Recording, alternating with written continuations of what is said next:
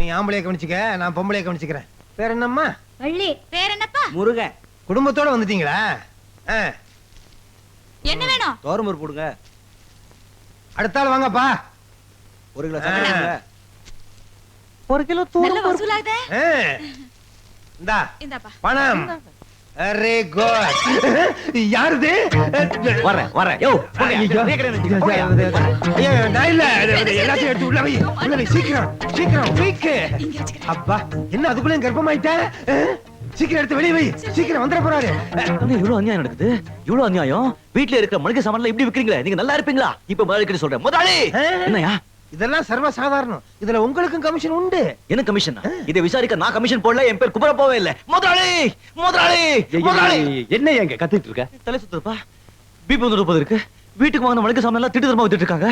அடச்சே, நான் உங்ககிட்ட எத்தனை வாட்டி சொல்லியிருக்கேன், இதெல்லாம் நீ கண்ணு காணாம விட்டுன்னு சொல்லியிருக்கேன்ல. அப்புறம் என்ன, முதலாளி மச்சனனே சொல்லிட்டாரு.